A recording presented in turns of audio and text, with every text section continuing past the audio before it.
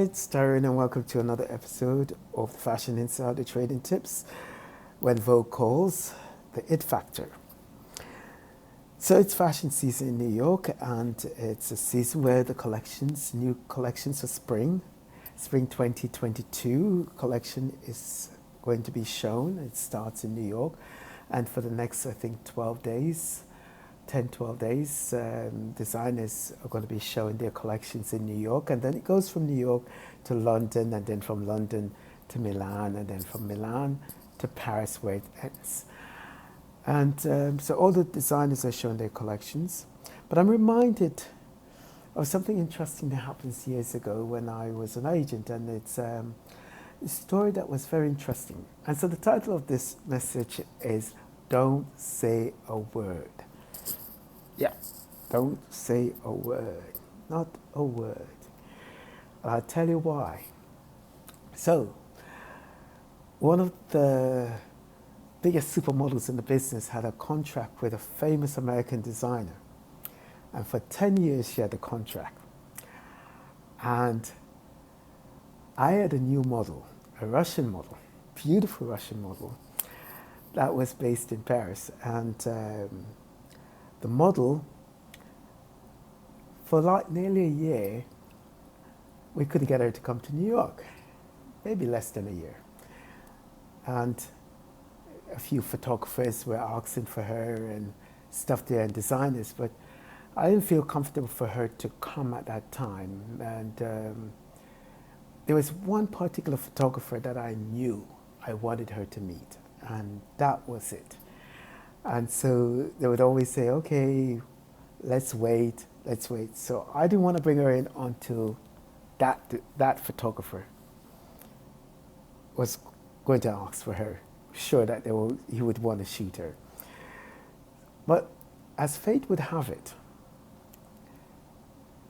the designer who had that supermodel on the contract for 10 years saw the picture of my model. So what I'd done was I'd sent images of the model along with the other models that we would present for the show season. So I thought, if I could only get one designer to do an exclusive, then I would bring the girl in. And it was just a simple thought. It wasn't anything that I was overthinking or anything like that. But I included a composite card in the show package to send to the designers. Lo and behold, the designer who had the model for 10 years, supermodel on the contract, called and said, where is she? And I said, she's in Paris. They said, we're interested in her. And I said, okay. And they said, we'd like to put her an option. And I said, unfortunately, we ain't going to do that. So then back and forth, and then they came back and said, okay, we'll do an exclusive on her then. That sounds better. So they decided to give her an exclusive. I thought, fine. I had no idea while I was negotiating it that they were actually thinking of replacing the supermodel that had the contract for 10 years. Until like about, I think, 2 weeks before or 10 days before the shows, then they started saying, okay, we need to, no, it was actually 3 weeks before. That's when they started talking about contracts. So I started going like, okay, we know it's an exclusive for the show. And that's, but now they're saying we want to talk a contract. So I thought, okay. So the exclusive was that she would appear on the show as a two-part to the contract, where she would only walk the catwalk for that designer, nobody else. And then afterwards, the second part was to negotiate, to talk about her being the face of that brand. And so, yeah, contract negotiations went great, smooth, everything was done. And part of the contract was, don't say a word. It's an exclusive. And so with an exclusive, you cannot say anything to anyone. I mean, the only people who could know about this was the people in the agency. So my boss, the owner of the agency, knew I was negotiating. And on the day of the show, the model comes to New York. Finally comes to New York, did her fittings, everything, we're excited. I haven't said a word to anyone except people on the board at the agency. And everyone knew not to say a word. Well, lo and behold, the day before the show, my lovely boss went ahead and hired a PR firm. A bit stupid, isn't it? You're dealing with an exclusive contract and it says don't say a word.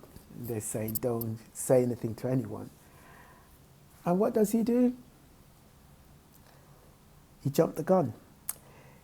Got a PR firm to put a press out to, those who live in New York, those New York Post, page 6, and gave page 6 an exclusive.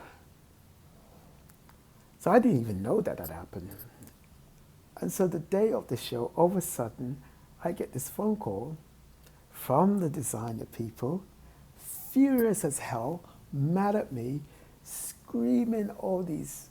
And I'm like, what's going on? They said, how dare you leak to the press about your model being on the show and your model is going to replace the supermodel. Mind you, I had not said a word that she was going to replace because I knew that was a hush-hush thing. So next thing you know, I was like, how did the Post know? And so I'm bringing up in the agency, said, who said anything, who? And then finally I got message that my boss had.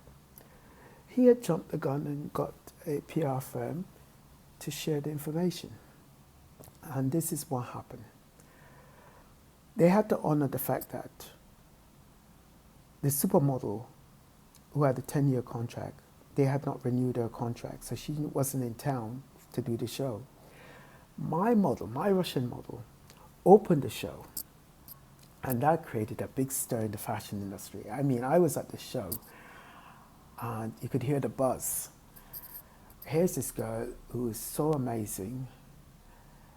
The supermodel, that was great, but here comes this new girl who's so fresh and a beautiful look about her, walked like a ballerina. I mean, just a dream. One of the most beautiful catwalkers in the business that I've ever seen. And I've seen many of them, and I think, Naomi is the star of them all. But this girl was just a dream. So she opened the show and she closed the show, just as the contract was. It would be, as was written in the contract. And then, right after that, the client was furious. Of course, the next day, on the cover of the New York Post and all over the world, the press is talking about this girl has replaced this supermodel, because it was a big news. But what happened afterwards, what happened with what my boss did, killed the deal, the second part of the deal. And so that beautiful model did not get the second part to become the exclusive face of the brand, because someone said something. And it reminds me how Christ, even when he was going to the cross, when they were going to crucify him, he said nothing. That in itself is a lesson to each and every one of us.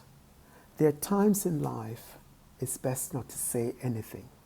When Vogue calls, don't say a word. Use Christ as an example. He only said things when it was most important to say it. And each and every word that he said had a meaning, a specific meaning, and words that brought life to people, healing to people, blessings to people, and joy to the souls of many. And even on his way to the cross, being nailed on the cross, he kept his peace and he didn't say a word. What is it what is it in life that today that you need not say a word? What gift God has given you? What is it that, Vogue has called you? Do you need to say anything? Trust me, use this message that I'm sharing today. Let it be a guide to your life.